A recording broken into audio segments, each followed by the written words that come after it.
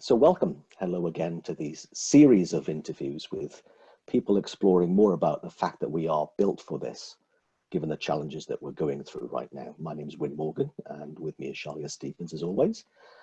And today, welcome a dear friend of both of us, John El-Mokadem, who's going to share, in my mind, some of the most powerful things that I've heard about this understanding, about how we really work as human beings, and how amazing that can be given the way that we are living right now.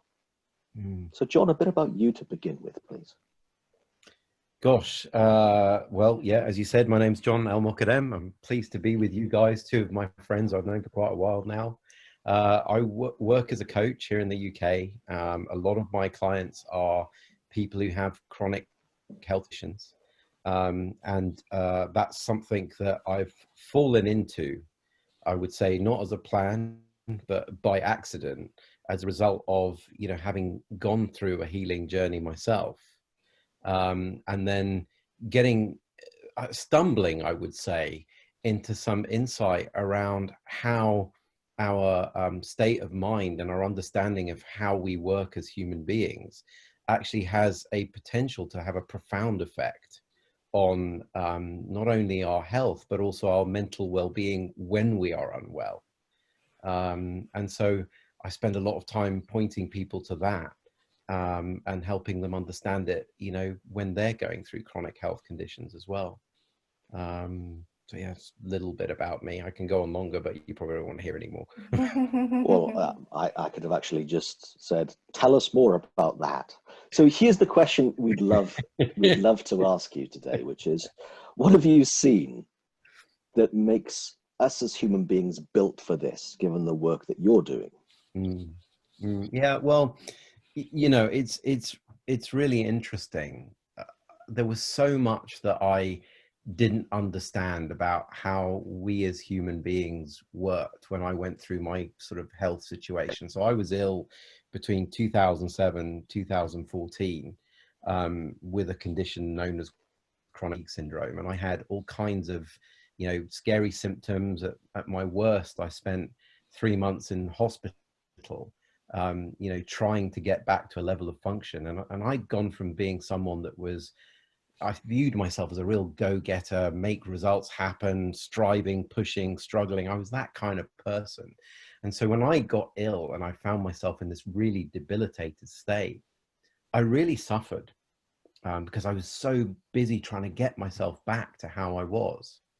And there was an interesting thing that happened to me in the very early stages of that illness. Which was, it seemed almost benign at the time, but I was with a friend of mine who was a yoga teacher. And I remember just having an innocent conversation with him. I can't remember specifically what it was about, but I was sort of surveying the smoldering wreckage that was my life at that point, still very debilitated and my life kind of in a mess. And whilst I was talking with this friend of mine, I found myself in this sense of well-being, this knowingness that I was okay, this quiet place. And it knocked me for six because it didn't make sense.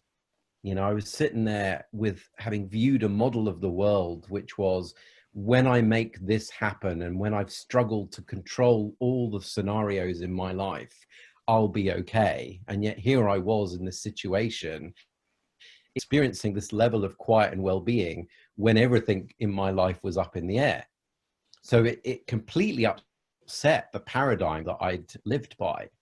Now, I didn't spend very long in this feeling of well-being, but I got very curious what was behind it. And I then spent the next 7 years trying to understand, well, hey, what happened that day when I spent 10 seconds? Because it can't have been any more than that. What happened that day when I spent 10 seconds in this place of well-being, and yet my life was a, total mess.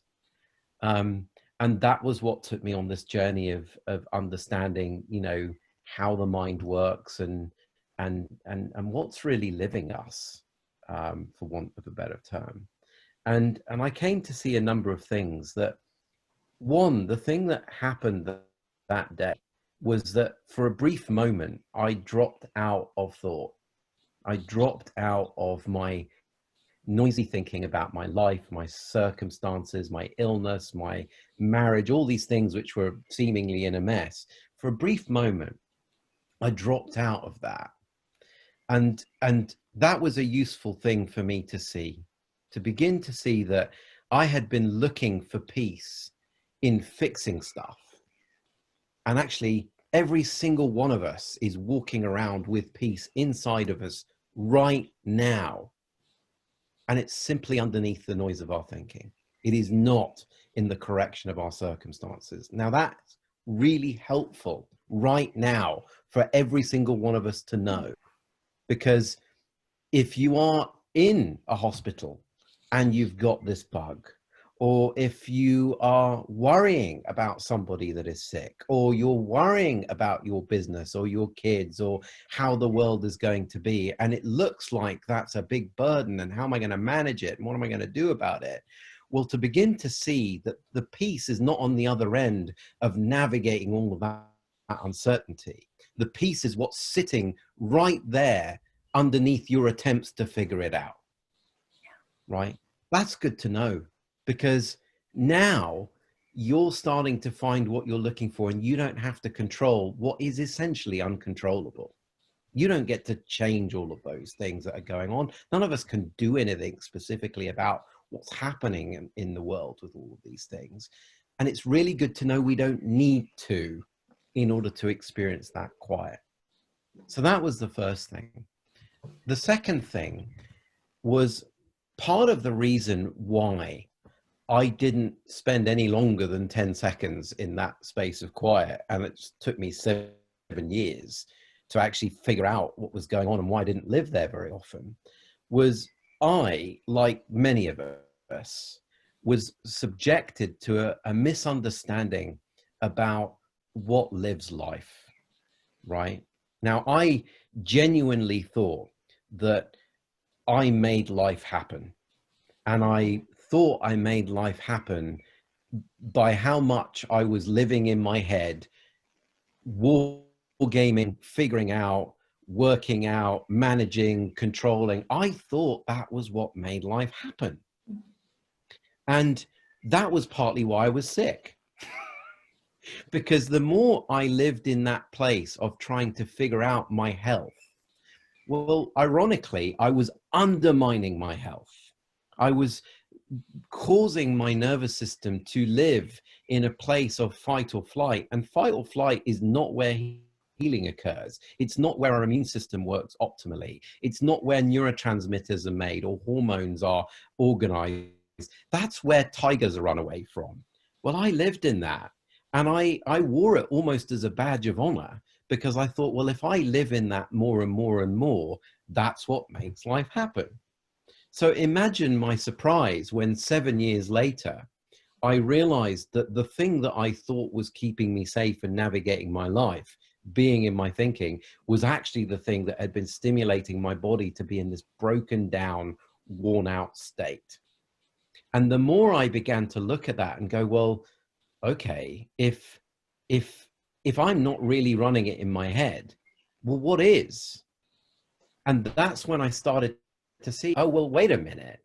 If it's really true that I run my body in my thinking, none of us should be alive, because we are not thinking on a 24-hour basis about the hundreds, probably thousands of processes, chemical reactions, and things that are going on right now in our body. We don't think about them, but they're working. Why are they working? Because there's something deeper before thought that makes that happen, right? It is not up to us. So all the attempts I was doing to manage my energy, they were not making me manage my energy well. They were using my energy, right? Now, the more I started to see, well, wait, that intelligence is there and it's before thought. Well, where else does that work? Right? And that's when I started to get curious. And my healing journey came about as a result of really seeing two things. One, that space of well-being is ever present. underneath the noise of our thinking. And two, I don't need to think about my body processes because something else does that, right? So good to know. That's now off my list. I'm fired from dealing with. But where else did I not see it? Well, I started to see, well, okay, is it true then that my knowingness of what to do in uncertainty comes from the degree of thinking that I put in? Is my knowingness about, what decision to make coming from my thinking, or is it coming from somewhere else? Is my ability to create new stuff coming from the constant machinations of my mind? Or maybe that comes from somewhere else too. So I started to get curious about all these areas where I lived in my head, thinking that was what enabled me to navigate life, and going, well, I wonder if they work just the same as the thing that manages my body. I wonder if those things aren't my job either. Right now, that was what I started to see. I started to just get curious about it and to see, well, actually, there are lots of times when I'm moved to do things and I don't think about them. I'm suddenly moved to send an email. I am moved to go to the bathroom without thinking about it. I am suddenly out for a walk and I find an idea pops in my head and I suddenly know what to do with the business challenge. And it is not happening because of my thinking. It's happening despite it, right? Good to know when our worlds have been turned upside down and our lovely shiny plans for how we're going to live our lives and what we're going to do have suddenly been turned 180 degree. Well, we're now sitting there going, well, now what do I do? Well, fortunately, that's not our job. Not up here, it's not. Fortunately, the same thing that runs our bodies is going to move our bones, is going to show us ideas, is going to let us know what needs to be done. Now, the bit that we don't like about that, in my experience, is human beings like to have plans. They like to know what they're going to do. And unfortunately, that intelligence behind life does not tell us what to do in a nice, shiny, mapped out way. It doesn't say, send this email because in sending this email, X, Y, and Z is going to happen. And in X, Y, and Z happening, you'll now get a nice, shiny business that's going to bring in X amount of money and income, etc., etc. It doesn't do that. Doesn't work that way. It simply is do this, do that, do this, do that. And it's in the moment. And it's devoid of any sense of where something is leading. And our minds really don't like that at all. But the more we can recognize that we are riding around in that peace that we're looking for before thought, the more we can see actually, oh, there is an intelligence to this. Like, that intelligence seems to know how to navigate my body. It seems to be able to help get me across the road when I'm not thinking about it in advance. Well, the more we get curious about that, the more you start to see, oh, there is an unfolding intelligence here, but this will never understand it. Our minds will never get that, because what this does is it boxes things in, right? It likes to box in things and go, yes, I understand this now. But it doesn't really understand the full picture. It's trying to understand something that is infinite in nature. It's always going to come up with crap conclusions. You can't trust it. It doesn't know what it's doing, right? It's like a little kid and it's going, I know what's happening. It's like, no, you really don't. I know you really think you do, but you don't really. And that seems like bad news to begin with. But it really isn't, because after a while you start to see, well, not only is it safe for us to dwell in quiet, but actually that intelligence is connected to everything else. So it sort of knows more than our mind.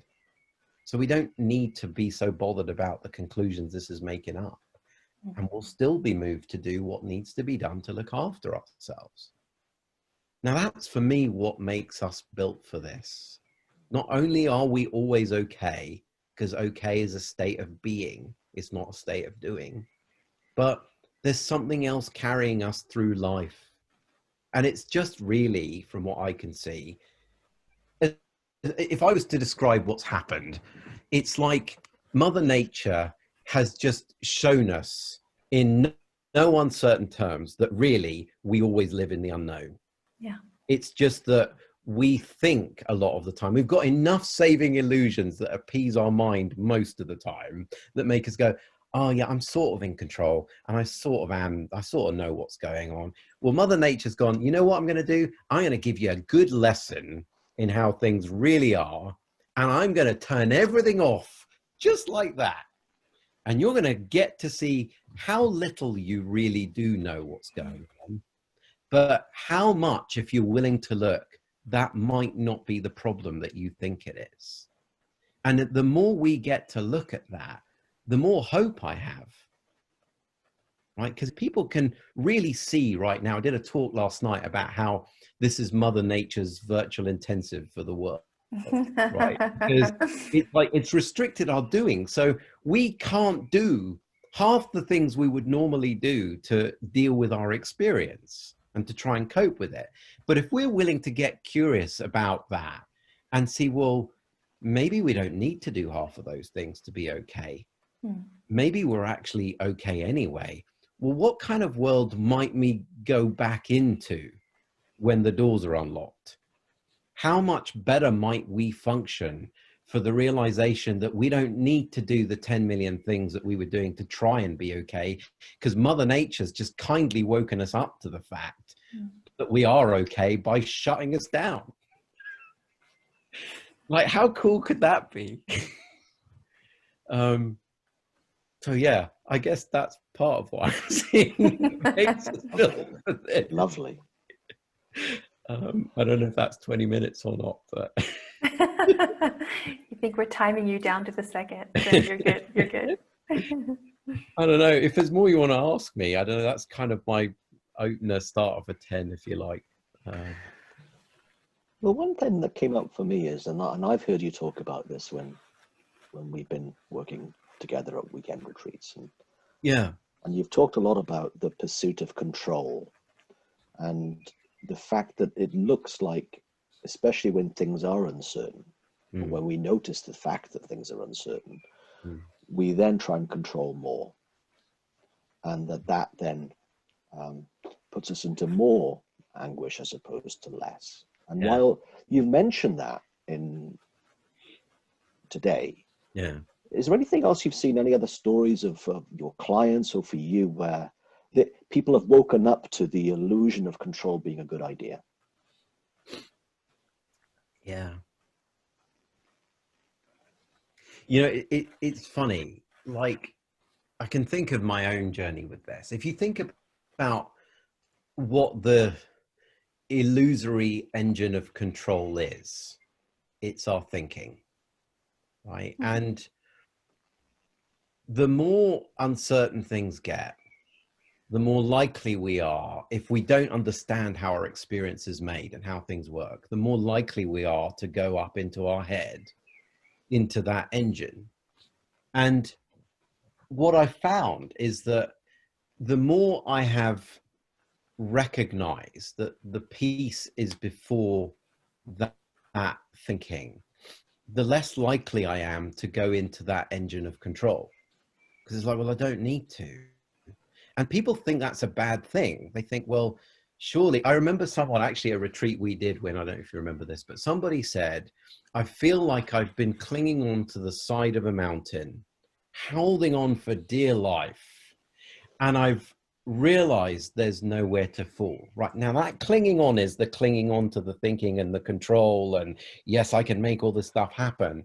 And thinking, well, if I do that enough, I'll be okay. But then to recognize that when you let go of that and you really see you aren't in control, it isn't bad news at all. Because you don't fall into the abyss. You fall into what you're looking for. You fall into peace. Peace is before all of that thinking. Now that does so much for people, I think. to begin to get curious about where peace is. Because if I was to characterize what most people and what I've done to try and find peace, it's like this. It's like, hey, I'm going to go to a rock concert and I'm going to find the quietest seat in the rock concert. That's what we do to try and find peace. We go into our thinking to try and find peace. And you don't ever find it there because the nature of what's up there is noisy. Same as a rock concert. You don't go to a rock concert to look for the quietest seat. You just don't go there in the first place. Yeah. Right? That's what I keep seeing. This is not the route to peace. This will keep you busier than ever because that's its nature. Right? Now, as you start to see that the peace is before all of that, but that doesn't surrender your ability to perform. Like lots of the people that get sick that I work with, they are in that type A category, right? They are high performers, they're strivers, achievers, pushers, and they get terrified, as I did, that being quiet now suddenly makes you passive, underperforming, lay about, not going to achieve results, etc., because they really have gotten caught in this idea that you've got to live in that to perform. No, you don't. It was an illusion in the first place that this was connected to what happened, right? So once you get someone to even get sight of that, it's like, okay, so I can still be a performer, but I don't have to make myself sick in the process. It's like, yeah, that's on the cards. This was just like an engine that was never in gear, that you were keeping your foot on the pedal and revving to 8,000 revs every day, thinking that that's what made the car go, but it's never been in gear, right? So all you did was wear out the engine. Right. Doesn't go anywhere. Lovely. Yeah. Well, thank you, John. Not at all. Pleasure. Always a treat to listen to you, and people can look at the information below this video to find out more about you, and also for all of you to know that there's a lot more of these videos there that help us see more about the fact, as John has done with us today, about the fact that we are built for this. Yeah. So thanks very much, and see you all soon. Not at all.